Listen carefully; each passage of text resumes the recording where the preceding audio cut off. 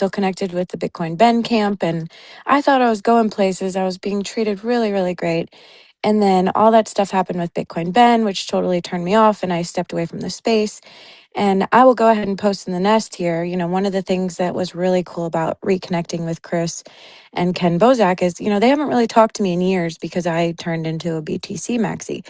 And so it was really awesome to see that Chris Rice has now done a series exposing Bitcoin Ben as the fraudster and criminal that he is. So I will put that in the nest. You guys can all go check it out. But it's really cool to see the full circle come, all these years later, that I could have been in bed with those people all this time. And I'm just so grateful to my intuition and discernment that pulled me out of that and brought me over here with all of you guys. So just wanted to share that, just a little bit of confirmation that my spirit was on point there with that guy.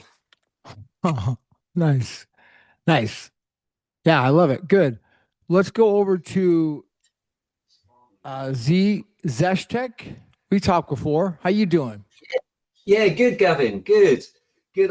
So the film's already out, right? It's already out. It's done really well in Cannes. So I was going to say, with Spider-Man, when you'd always get who's the writer of Spider-Man? Stan Lee. Stan Lee would always show up in the films. It would have been cool to have had like Craig Wright, like actually in the film. That would have been cool. Like Stan Lee. Yeah. But anyway, with films, if it's in Cannes, it'll be more of a kind of like arty film, right? So it's things like that just do well. Zizek, can you come a little closer to your mic? Oh, right. Oh, can you hear me? Yeah, that's better. Go ahead. Oh, right. Yeah. Okay. So did you catch any of that, what I just said? We did some of it. Just a quick correction here. The film is not out yet. It's just post-production. It's just going to be going to Cannes for the first time sometime during this month. And that doesn't mean that it's going to be previewed there. It's just they're looking for distribution at the festival. So it won't be released or screened until end of the year, maybe next year. So it's definitely still in post-production.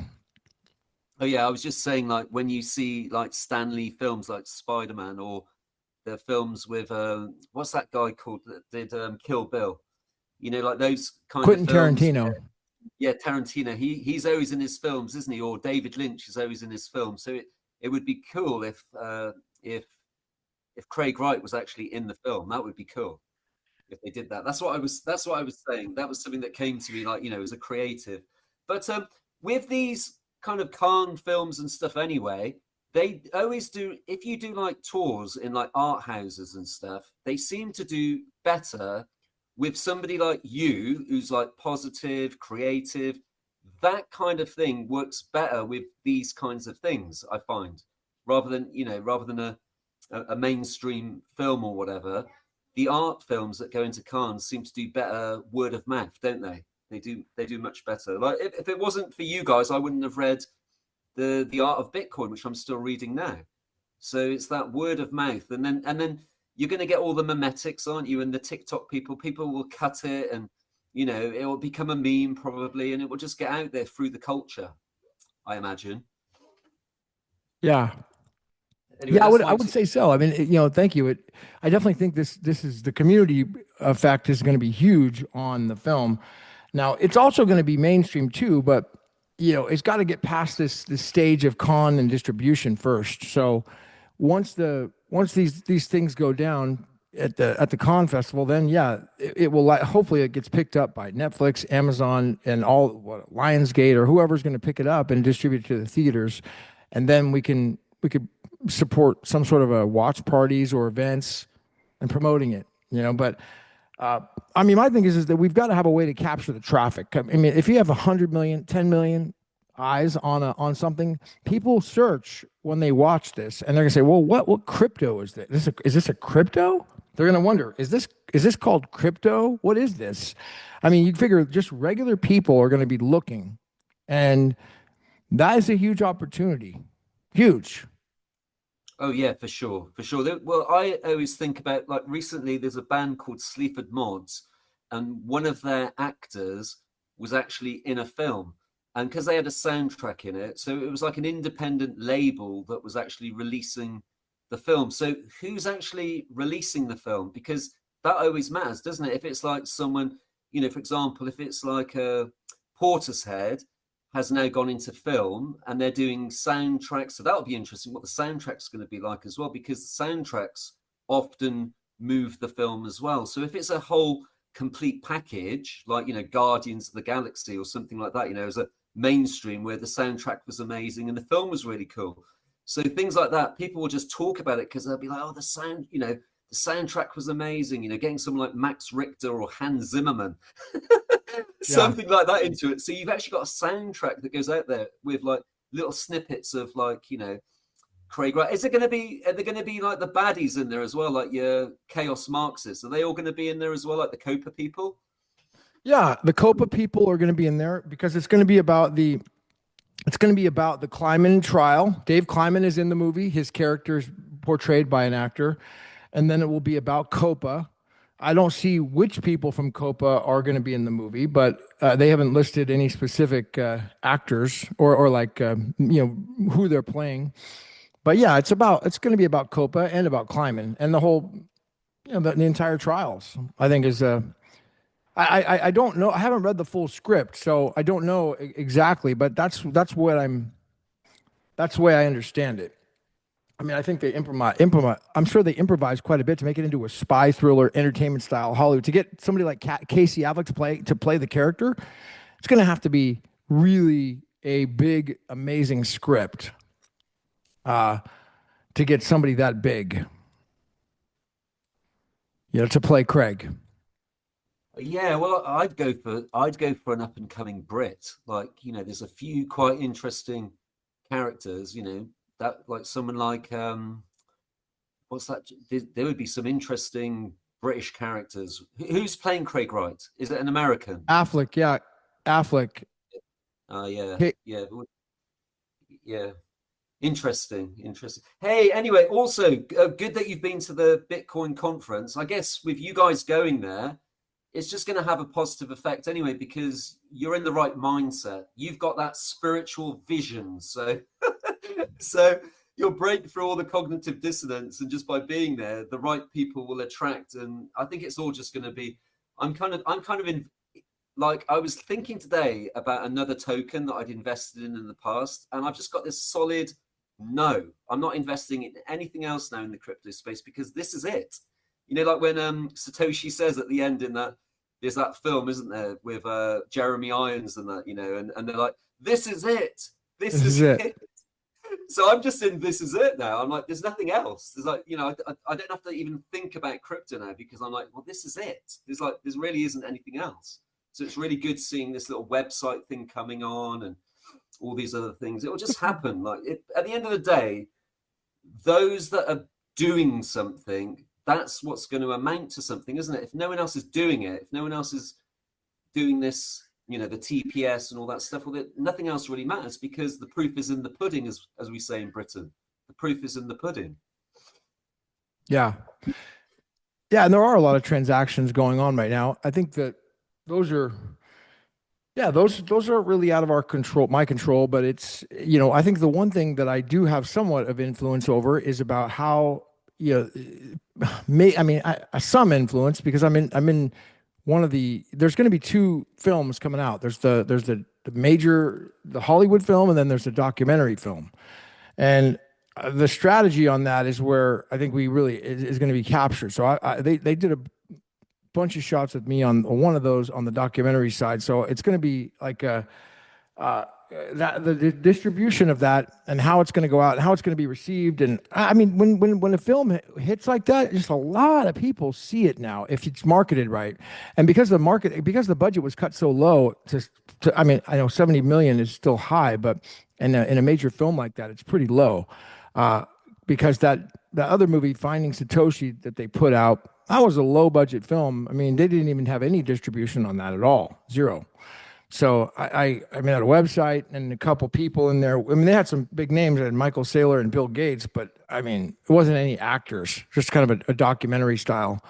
I don't think they spent a lot, but this movie is going to be really like, well, I'm predicting that it will be heavily marketed.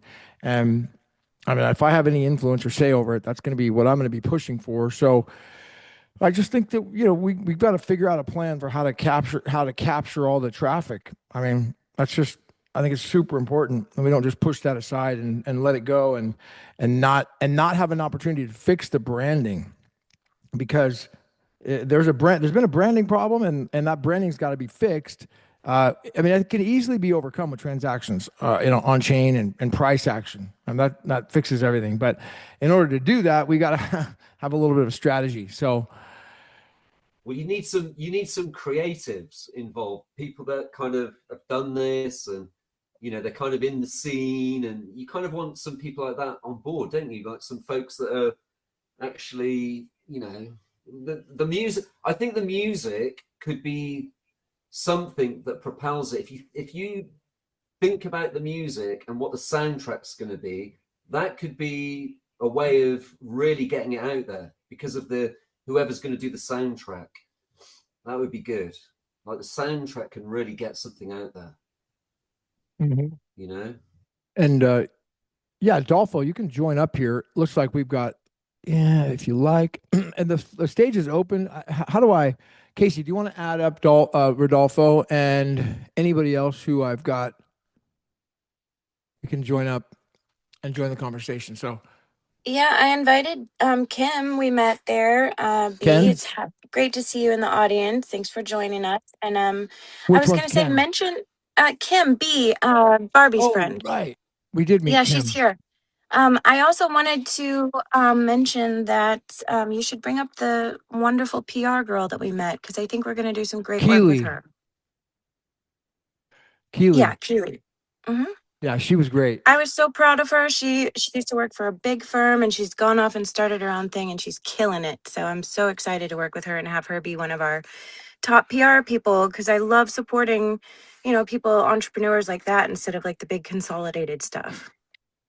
Yeah, Keely. Yeah, she works with Crypto Coin Show and does PR stuff with them, and helps to bring in talent to book, like Charles Hoskinson, an untalented person that she brings in, but he's got a lot of following, or people like Brock Pierce. I mean, I don't know, people like that she helps to bring into that show and do interviews with. Yeah, I'd like to collaborate more with her and see how we can work together. The other one was this really classy, super classy attorney that, I mean, I hate to call her an attorney because I didn't really meet her in that capacity, but it was like this girl who was there at the conference, and we ended up really bonding with, and she was super curious to know the whole backstory on everything and how everything was going on in this space, and she didn't know anything. She was just fresh to this whole scenario, and she had a lot of interest in film, a lot of background in film, and so it really resonated with her. I talked to her after the event as well, and her name was cool. It was Ashley Diamond. It was like, I thought that was. I told her, I said, that must be a stage name, like Las Vegas. Like, that's not a real name, but it turned out to be a real name. And anyways, I was another one that was a really good connection. Having a team of people like that we can, really builds a lot of credibility. We need people like that to have credibility, like you, Casey. I mean, really have you there, having, being able to present so well and professional to these other people was a game changer. So yeah, we really killed it. So what's up? Okay, I know Rodolfo wants to come up here. If he does, feel free to. What's on your mind?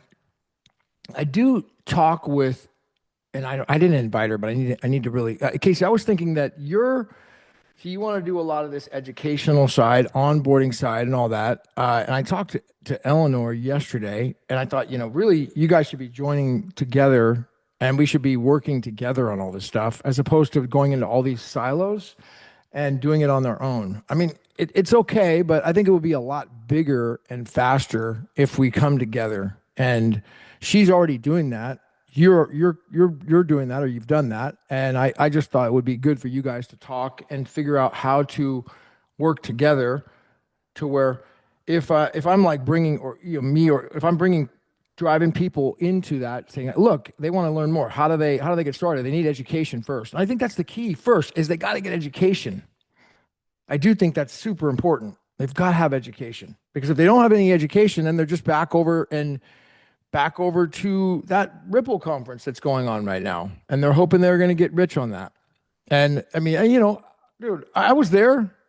We're all there at some point, but once you realize, they're like, this is just a scam. I mean, come on. Well, and the sad thing was an amazing guy that we met named Bill, that he has a list of 3 million people that are all crypto enthusiasts that he wants us to reach out to and market to, but he is like a Ripple maxi.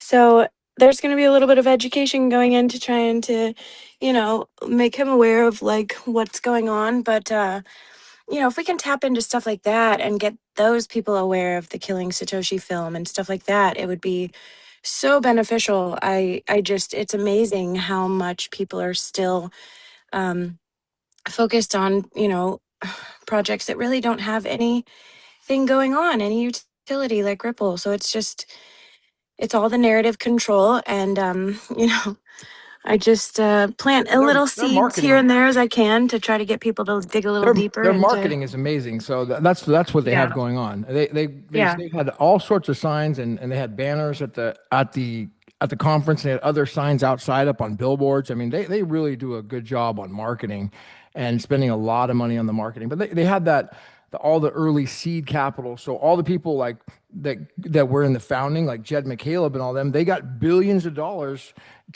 into the Ripple Foundation so that they can do that. You know, so isn't that the kind of the? I mean, that's just shows you why. I mean, we could be jealous, but that's just not a. That's not a mature blockchain, dude. I'm sorry.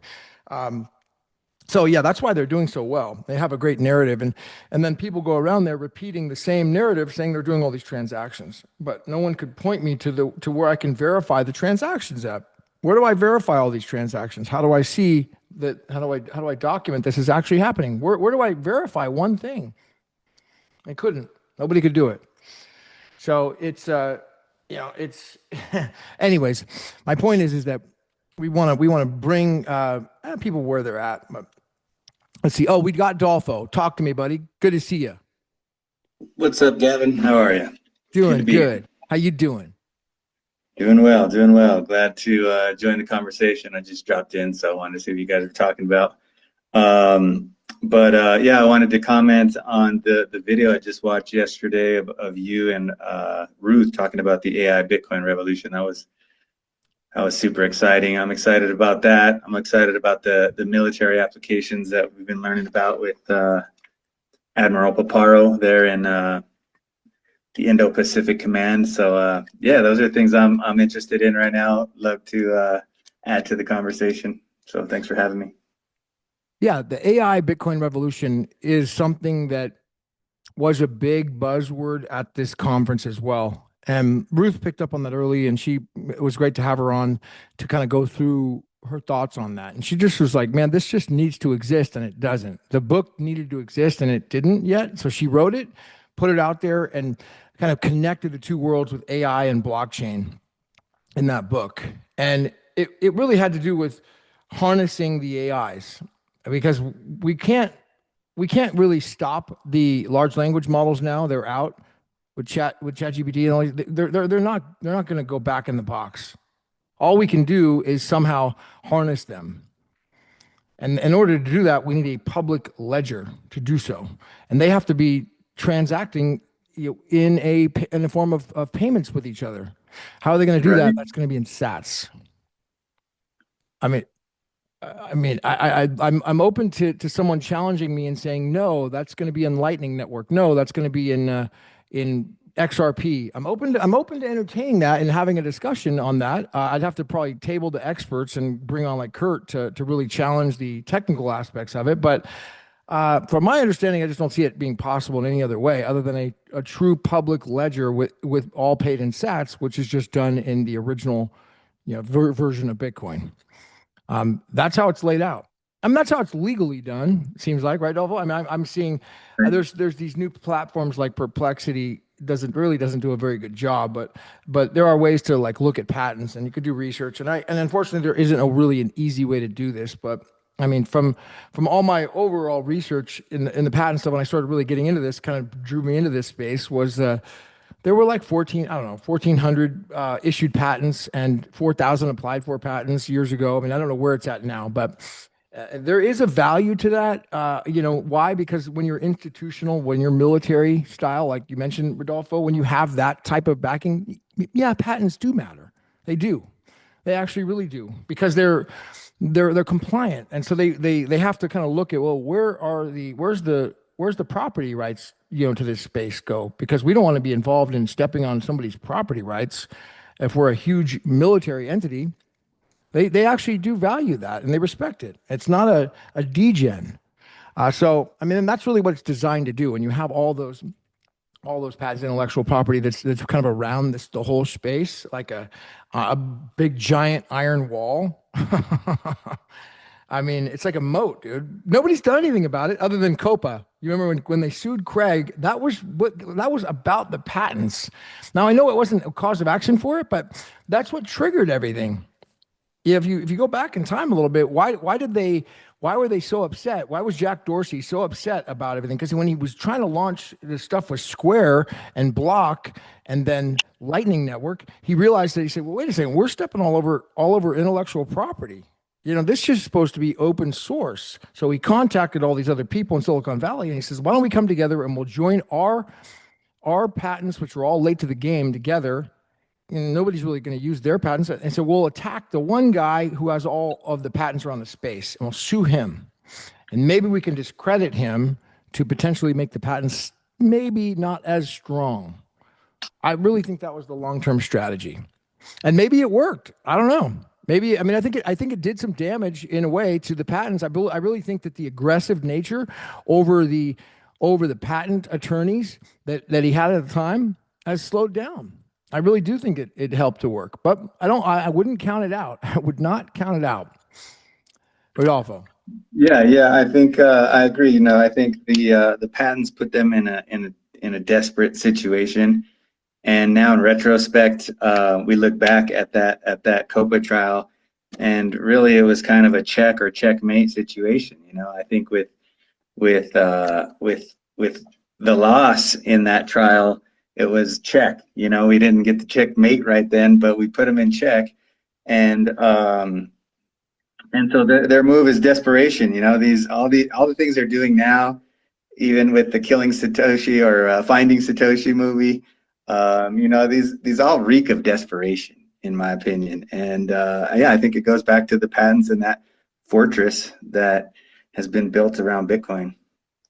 Yeah, I mean, have you ever considered the fact that, well, I don't know, let me just give you a background. In a court case, when you're going to bring a court case, or you're involved in a court case and you're a plaintiff or defendant, if it's a serious multi-million-dollar, a lot of line court case, really any case, there's supposed to be strategy involved. And so you have a plaintiff attorney, you have people strategizing, and they strategize out like, okay, what's the best case scenario? What's the worst case scenario? And how do we capitalize on each of these to making, when we're going through it, if we lose this, how is this going to benefit us some way? How can we possibly, win, turn a loss into a win? And so These, of course you want to win, but what if you don't? And I really think that's exactly what happened here with this film. Okay, this is alternate reality kind of part 2, where maybe this film wouldn't come out. I don't know. Maybe it wouldn't go out into theaters if he won that trial. Maybe not. That's just a possibility. I'm just having fun with the idea that this is part of the plan B when you're really strategically going forward. Saying, okay, well, he lost the case. We're going to do Killing Satoshi. Think about it. We're going to do that strategy. And also, he's not going to be liable for any sort of BTC quagmire, that happens in the future. So yeah, it's a great cover. Yeah, he can never be indicted for anything Satoshi did. I will say that I'm confident that there was I'm confident there was a sealed indictment to go after Satoshi. Maybe 2017, 2018 era, maybe later, that says, if Satoshi ever comes forward, let's sue him and get him for tax fraud, money laundering, and put him in jail for 100 years. Just like they did with Calvin. They tried to sue Calvin for all this stuff and put him in jail. And so I think if that was a possibility, and now they can never do that. Not to Craig, anyways. I mean, he's completely immune to that. You ever consider that? Yeah, absolutely. And so now, we're ready for the the phoenix to rise from the ashes, because everything's fallen in place over this last 17, 18 years. It's been a long wait, but it feels to me that we're at a kind of a pivot point now. And so I'm excited about the short term, the next few months, the next year. Yeah. I mean, how do we, there's some other technical questions I still have and I need solved, but there's a lot of, I kind of wanted to, I want to kind of keep this on to the movie and the marketing side of it, because I think that's really the angle that we're going to draw a lot of perspective. And then we have to have the smart people in the background, the Babbages of the world that really do get down into the weeds and figure this out, on the back end. But that's not a marketable subject for me, so it's hard for me to kind of go into it, people I talk to, they don't want to hear about wallet standards. Okay, I'm sorry. They don't really, it's just not, it's super important. It's super important, but I want to talk about, like, how do these degens and boomers get rich? That's what they want to know. And driving all these eyeballs on this project. So, Rodolfo, what else is good? What else is up?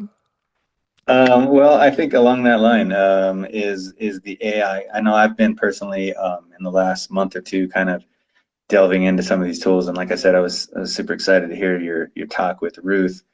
But I think that too, everyone's curious. Businesses are super curious about AI and using these tools. For one, I signed up for Indelible One, and I'm using their the blockchain to store my memory. My what's it called? Conversations memory. It's called Indelible One. And what is that? And that is that's where I store all my my pod conversations on the BSV blockchain. So pretty much every day I'll kind of summarize my my conversations and then save them on the blockchain. And the guy who created it, Ryan, he's only got this thing off the ground not too long ago. Ryan? But Ryan, yeah, RY4N on X is his handle. I think Ryan's, I can't remember the full handle. But Indelible One, check out the website, indelible.one. And it's been working. He's actually still developing it, so it's been cool because I've been able to work with him. I have Linux. He didn't have anyone who had Linux before, so he got me set up so I could use it. And so anyways, it's super cool. And one of the cool things is that you can now store your AI memory where you own it and you're in control of it. And you can refer when you sign up, when you get in your new, the new day, or you get onto a different AI, you can share that memory that you have so that it can get up to speed on kind of where you were at with the other AI. Are you saying that because right now what they said on Grok is that they're keeping and tracking all my conversations, and they might use that against me later to whatever. There's no privacy, basically, they said. With the way I'm doing it now. If you don't encrypt it, there isn't. But you just think if that information gets encrypted, and that Indelible does that, it encrypts it, puts it on the blockchain. So you're saying that this is a way where I'd have some privacy in my conversations. I won't have people spying on me from Grok or OpenAI. Yeah, that's the way I understand it. That's cool. I would like to get that if that's possible. I would like to have private conversations with the AIs. Well, private memory. I think the private conversation comes when you do it, local on your computer, when you have the LLM operating locally on your computer. Mm-hmm. Then you can have, the conversation not be, you know, It is on kind there. of spooky to think that every time I have a conversation with it, it's going back to their machines and then it stores and then they get to advertise to me based upon that. You know, I talk Yeah. about chewing gum and then I'm getting ads for chewing gum. It's like, dude, you know, it's so obvious. The- they use the information. Yeah, that sounds like a good project, dude. Yeah, yeah. So I'm excited about the AI and the movie. I mean, I'm thinking that the movie is going to be coming at the same time as some other catalysts here in the next couple of months, and so all this stuff will add to this wave that you're talking about. That is I think the real pivot point. Dude, I'm telling you, man, like a lot of people I think are missing the fact that I get that we, you know, respect and love Craig, and I'm not saying in any way putting that past him, but Craig is not a center of attention star. He is the guy that wants to be unknown. You know, he never wanted to be known. He's been very clear about that. He's never wanted to be in the spotlight ever. That's not his role. Now we have another guy who's that center of attention spotlight guy who's more famous, way more famous than Craig. And you know, that is the other character in the movie. I really think that we gotta we have to somehow. He's doing this massive Nikki Beach project right now. It's in Antigua, and it's such an amazing story. Calvin's story is so amazing to think that he beat the U.S. on their federal indictment on money laundering for Bodog, and then he got diplomatic and basically he achieved this status with his brand new country to where now he's basically like the ambassador, like the diplomat for that country. And if you're a rich person, you could buy into the Nikki Beach property there, and you get citizenship of Antigua with the property you buy in this new, you know, estate complex that he's building right now. And that's one of many. But I mean, this guy is like a major star in mainstream, and I think that's another huge angle that we want to really bring in because it's very marketable. I mean, a lot of guys my age and your age too, Rodolfo, they like those online poker and online gaming maybe 20 years ago, 15 years ago when it was starting. I mean, we were into that, and we looked up to what he was doing. You know, so a lot of those people, they end up in this industry. You know, and I mean, he was a household name. So I mean, he still kind of is, but being on the cover of Forbes magazine is a really big deal, man. There's just so many funny stories I heard about him on this trip, which I can't really share. But I just a really a great dude, man. And I really we owe him a lot of gratitude. We really do. And I'm not paid. He does not pay me, to be honest. I know people say, "Oh, I'm being paid by him." He doesn't pay me. Okay, he doesn't. I'm not. He's not. No, I've just been studying the story, you know, on this. I think it's fascinating. I mean, do you know much about him, Rodolfo? No, I don't. I've just learned from conversations like this with you and others that have met him. Some cool things. I mean, the way I'm seeing it is that this is the guy that basically saved Bitcoin, dude.